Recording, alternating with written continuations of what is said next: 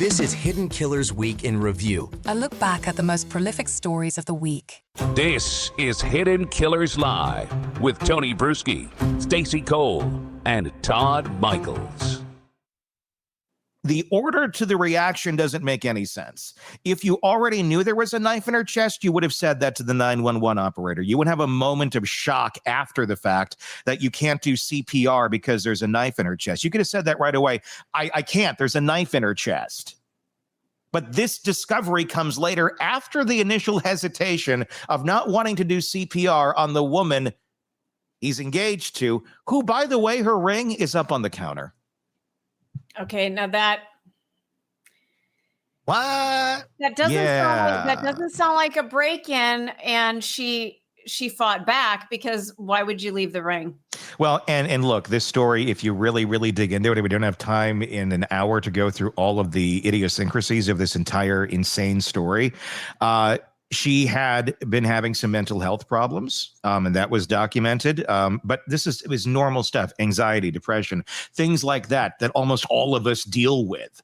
And then that was thrown into the mix of, well, she was anxious, she had depression, must have killed herself. She had been very stressed, according to a lot of friends, not herself as of late. Many people saying that that's not always just the results of anxiety and depression. And why is she having anxiety and depression? Is it situational? Is it something that she has a pattern, a history of, where this comes on, regularly, every year, seasonally, whatever? What's going on there? She seemed to be sort of out of sorts to a lot of people, but also not suicidal.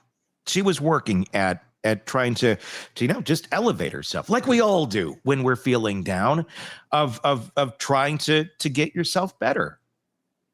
Again, not suicidal. So this is all thrown into the mix in the greater details of the story. Let's continue on with the 911 call. 01 Flat Rock, right? Yes. Okay, someone's on the way. And the knife is still inside? Wait, so what? The knife is still inside of her? Yes, I didn't take it out. Was it her chest, or what area? It's in her chest. It looks like it's right in her heart. Okay, someone's on the way out there. Okay, just get. Oh my God! How old is she? She's 27. 27, and there's no sign of life at all. Like, No, please don't be.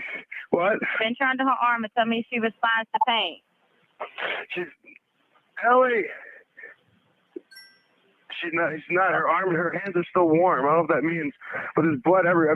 I know, but you can't, and the knife is still inside of her. How far? Can you see how far it went in? It looks pretty deep. Okay. It looks it's a long knife. Don't touch anything. Yeah, don't touch anything. Okay. How do you know how long it is? It's in her. No, wait, it was just you there with her? We're the only ones here. And she ran in the door. You said latched it shut? No. I went downstairs to work out, and when I came back up, the door was latched. Oh. Like it was, it wasn't like it was, it was like locked from the inside. And I'm yelling. Pause for just a second here. So. Do you hear how calm he just became? Yeah. Because he had to go back to the story. He's got to get his story right? That's what it feels like. And again, he hasn't been charged with anything. Innocent until, all that stuff. He hasn't been charged. But I'm concerned at how he just shifted gears. Yeah. Hey, some people in very traumatic situations are able to kind of compartmentalize and move things around. That must be what's going on, right? Must be. Let's keep listening. So there's no sign of a break-in? No sign of a break-in at all. There will be when you get here, because I had to break the latch, but to get in. Okay. Said that a lot. Yeah. He said that a lot. Is that the end of it? That was where it ended. Oh, gosh. I thought that went longer than that. Yeah, it's only 4 minutes. Okay. So that is that really is the big piece of that phone call, is what we heard right there. Can I ask a question? Yeah. And again, I'm going to say it. He hasn't been charged with anything. Yeah. Is there any way that these two had a fight and she had the door latched? Well, that's the story. But I mean it is the story. It's not the story. Well, the story is not that there was any sort of fight, but the story is that the door was latched from the inside. That was, I think, what is being viewed as whoever did this. It's a pretty strong alibi if the door is latched from the inside, right? I'm going back to the ring being on the counter. Did she end things with him? We don't know the answer to that. Why do you take your ring off? I mean, maybe to do dishes. Some people do. Yeah. Again, there could be plausible explanations. Just because, I or you don't do something this way doesn't mean other people don't. And it doesn't mean it's wrong or suspicious. It's just a different way of doing things. So you have all these little circumstantial pieces that could point to very innocent, normal things. Oh, by the way, there was 2 knives used in the stabbing. So... you want to switch knives when you're dealing with. You got to make sure you're getting those cuts in. Yeah, you really got to make sure. Yeah, that one's really dull. I should have sharpened that one. Let me grab a different one while I'm, no. So the door obviously is a big piece of this case that he got there. He broke that door down. Now, if anyone has ever lived in an apartment, or if in your house or been in a hotel, you know what those latches are like, the little latches that swing over. And if you were to be able to get into the room, one of those pieces is coming off the wall. It's either going to be the piece that's affixed to the frame, or it's going to be the piece that's attached to the door. You're not going to be able to break that door open and have one of those pieces really still remain. If you're doing what you said, that you kicked that door open, you broke that door open in some way, shape, or form, there's going to be a lot of damage. There's probably a big chunk of wood out, and that piece is going to be on the ground or ripped down. Here's what the door actually looked like. There's your broken, damaged door. And if you look really, really closely on the door itself, the nails are kind of pulled a little bit out of the door end of things, which again, I find to be a little bit odd because I don't know. I've never tested this. It's just my own observation to be completely off, but I would almost think that maybe it would be the other piece that would be more ripped off of the door than the piece that's on the door itself. That's what I was thinking too. Yeah. Neither piece are ripped off. It looks like it's just kind of like pushed a little bit, and it kind of ripped a little bit of the door itself, whatever the fiberboard of the door is made out, but it is still very much affixed. You wouldn't have been able to open that door from the outside. I don't see any way, shape, or form how you would have opened that door from the outside if it was still affixed in the way that it is right now. Seems pretty impossible. I mean, I could be wrong. Maybe someone did. But the story that it was latched from the inside, that is a very strong alibi, if it's true. Again, the only person we're relying on this information for, and the only thing investigators are basing their reason not to investigate this as a murder on, is the account from the fiance.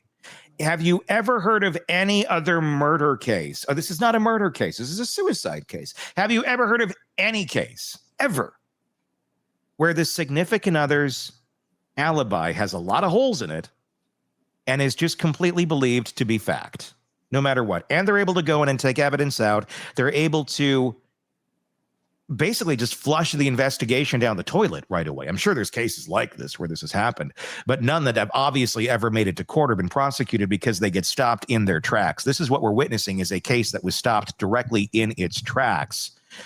But thanks to Ellen's parents, who are tirelessly saying this is insane, we're seeing all the details of this. And that's where the investigation has gone back and forth so many times over the years of, well, the lack of investigation, really, just a fight to investigate. That's all they're asking for. They're just saying, let's take a look at this, please, because this doesn't add up. This doesn't make any sense. And it doesn't. No. Just from the 911 call and how odd that really was.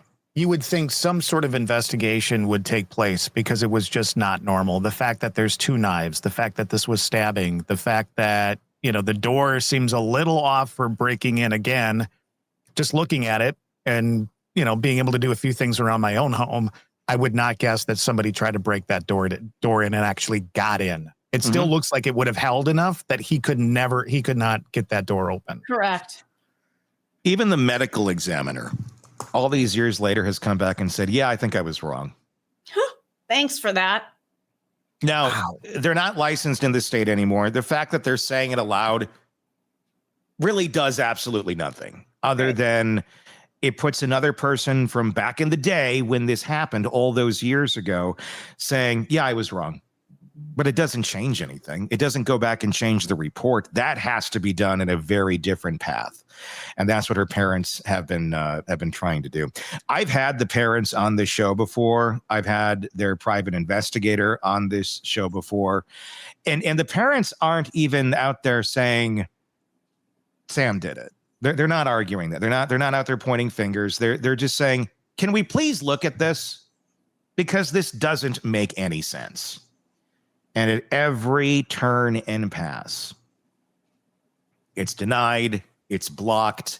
It's always something that comes in the way of anything ever taking place in terms of any sort of investigation into this case. It's an absolute travesty that the police work wasn't done. I mean, what about fingerprinting, dusting for fingerprints? Oh, would you like to talk about that? So yeah, you would think someone has a knife protruding from their chest. Maybe you want to make sure it's them that did it. Should we take a look at the knife? Should we take a look at whose fingerprints are actually on the damn thing? They did not even fingerprint the knife. Either of them. They didn't fingerprint the scene. So when it's been argued that, there hasn't been any evidence to point at this person or that person. There's no evidence because the evidence was never gathered. And at this point, quite honestly, I don't know that you were ever going to have enough evidence to go back and convict anyone of any of this. Do either of you know, and it's possible you don't, If suicide is suspected, do they not do any investigating at all? Is it just a done deal, or do they kind of look at some stuff just to make sure things are right? They typically rule things out to make sure that it was a suicide. Mm-hmm. The problem is here, they ruled everything out so quick that they never continued with any sort of investigation. Want more on this case and others? Then press subscribe now and don't miss a moment of true crime coverage from Tony Brueski and the Hidden Killers podcast.